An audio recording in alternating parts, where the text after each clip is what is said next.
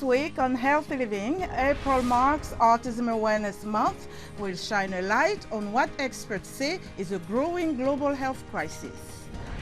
Pediatric cardiologist Dr. Wubishet Lakew Belay elaborates on the distinctions between autism and Down syndrome. And a mother fights for the well-being of people with disabilities. Plus, Zimbabwe launches a polio vaccination campaign amid a cholera outbreak. That's in this edition of Healthy Living.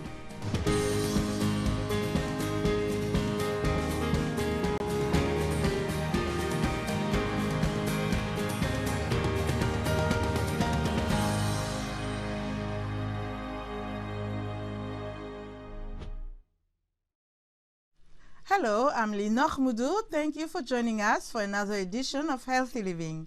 April 2nd is Autism Awareness Day worldwide.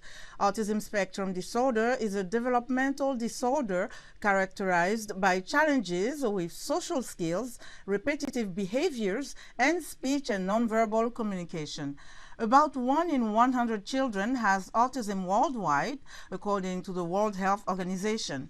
Developmental disorders or disabilities are impairments in a child's physical, learning, language, or behavior areas. They begin during the developmental period and may affect a person's day-to-day functioning, often throughout lifetime. In Mali, some initiatives aim to raise awareness about and support for autism, but proper diagnostic remains a challenge. Take a look. Experts say autism has no single cause. However, Malian neurology professor Gouda Landuri says the family environment can provide a solution based on an autistic person's experience. Our compatriots who live abroad, who have had autistic children abroad, we've seen that as soon as they return to Mali, we see a positive change. I have a friend whose child was autistic, and when I'd leave visit with them, he was isolated, he didn't speak. So the father had to say to him, "Uncle Gita has come, why don't you say hello to him?" And really in a mournful way, he'd say his greetings. But today, as soon as I park the car, he's there.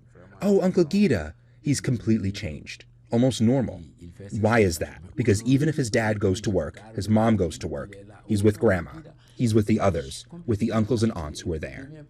Faced with the lack of specialized facilities and the difficulties schools have in addressing the needs of children with speech difficulties, some parents look for alternative solutions. However, not everyone agrees with these alternative solutions. Speech therapist Aissata Ouattara has the Mali Autism Association. Many are more withdrawn at home, or parents look for respite centers where children can have fun and play with others suffering from the same neurological condition. This is not good for inclusion. While all children have a right to education, they all need to go to the same schools to be able to evolve together. Professor of Neurology Gouda Landuri advocates for more training and collaborations to support patients suffering from autism, which is often confused with Down syndrome known as trisomy 21. The important thing to remember is that Down syndrome patients can have autism, and autism can be one of the symptoms of trisomy 21. But that doesn't mean everyone with autism has trisomy 21, or that everyone with trisomy 21 has autism. Ouattara believes raising awareness about autism can contribute to helping autistic patients have access to the treatment they need. The theme we've chosen this year is autism and social inclusion, because we've seen that many parents are excluded. So parents with an autistic child can't go out to social gatherings. They're always on the sidelines.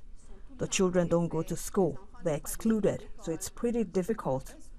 In Mali, World Autism Day will be celebrated on Saturday, April the 6th, instead of April the 2nd, for greater mobilization during the awareness campaign. Autism is often confused with Down syndrome, a genetic disorder in which a person has an extra chromosome. Dr. Wubishet Lakew Belay, a pediatric cardiologist in Texas, sheds light on the distinctions between both conditions. Autism or autism spectrum disorders and Down syndrome have very similar manifestations, especially the behavioral manifestations can be overlapping, can be similar. That's why people sometimes confuse them because both Down syndrome and autism spectrum disorders can give you some behavioral abnormalities, and more so on Down syndrome, we see a lot of intellectual disability, and the kids or patients with those disorders look a little bit different from the normal societal behavioral expectations that we have. So they might be confusing for people who just look at from the outside. But just clinically, though, Down syndrome is caused by an extra copy on chromosome 21. That's why it's called trisomy 21. So there is, because of that, there is a physical manifestation to Down syndrome. Just from head to toe, they are very different. They have what we call dysmorphic features. Their facial features are different. The eyes, the nose, the ears, the oropharyngeal anatomy, the cardiovascular anatomy, and the muscle tone is also very low. So they have distinct physical abnormalities that we use to determine clinically if the patient has Down syndrome or not, and you can do genetic testing. But autism spectrum disorder or autism on the other side may not have any physical abnormality. The kids can have normal physical growth, normal stature. They may look normal from the outside. The only problem they have that we mostly see is behavioral abnormality and behavioral difference. So they might have, social interaction issues, learning disabilities, and things related to that. So autism spectrum disorder is more of like a behavioral difference than a physical abnormality like Down syndrome. To what extent can people distinguish between autism and Down syndrome, and what common misconceptions exist about both conditions? Here are some reactions from Tanzania. You're born with the disease. After some years, the condition can go down, depending on an individual. But for others, it stays the same forever. In my view, there are two stages. There are those with moderate habits, and there are those who face more challenges. I am a mother of 3 children, and one of them has autism. Children with autism or a person with the same condition may not display the same characteristics.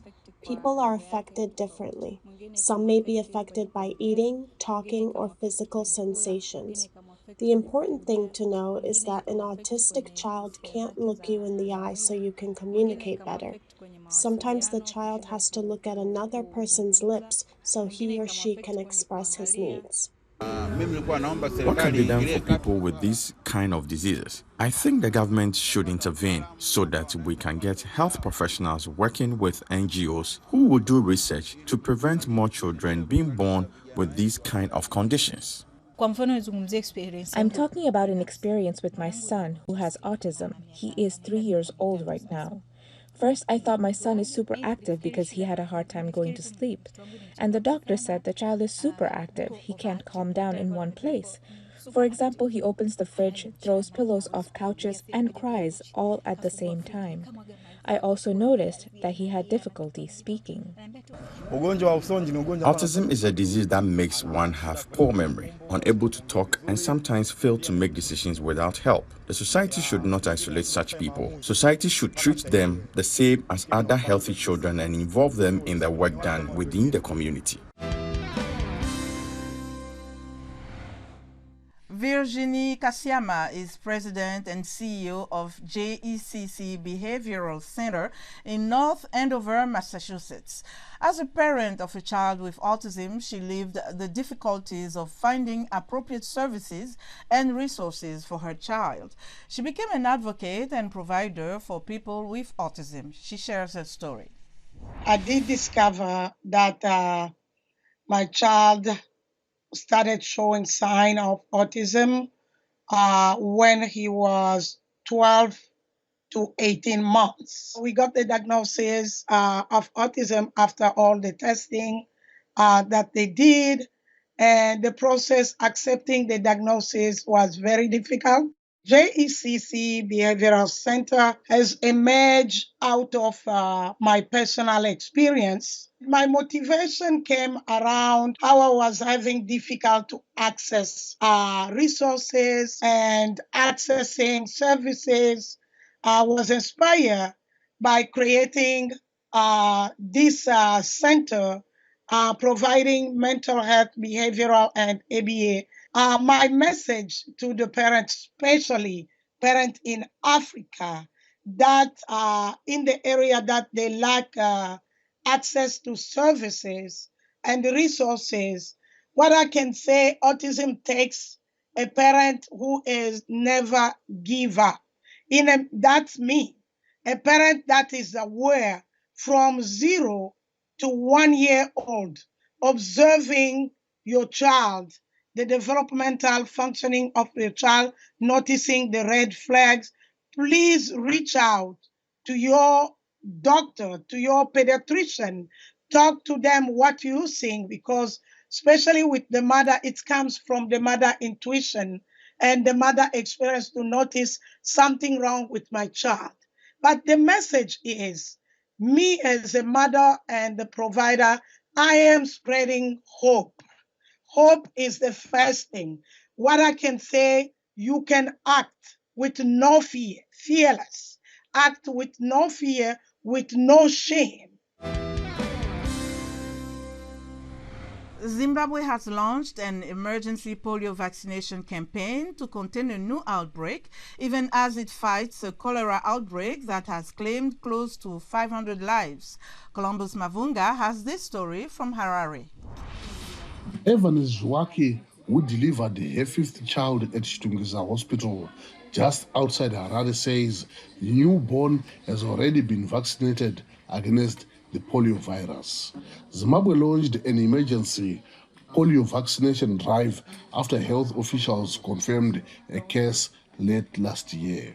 I am happy that a vaccination program happened when I was here at the hospital. If you were at home, you will procrastinate, and the vaccination program ends. The United Nations says Zimbabwe is one of the 11 countries in Eastern and Southern Africa that has reported cases of polio, resulting in this mass vaccination campaign. Zimbabwe is partnering with UNICEF and the World Health Organization and others on the drive.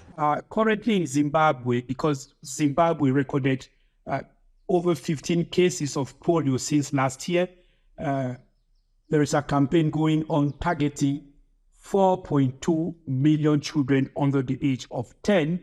And again, UNICEF is working with partners to be able to ensure that this vaccination goes on well. Sleiman Timios Kwidini, Zimbabwe's Deputy Health and Child Care Minister, says laboratory tests confirmed the presence of the virus in samples collected from sewage sites in Harare. The detection of these viruses in the environment or in humans constitutes a polio outbreak in the country. While the news is concerning, we as ministry would like to reassure the public that we have taken the swift action to investigate and contain the outbreak to prevent any further spread that may occur. Kwidini urged citizens to cooperate with authorities conducting polio vaccination so that the virus can be eradicated from Zimbabwe.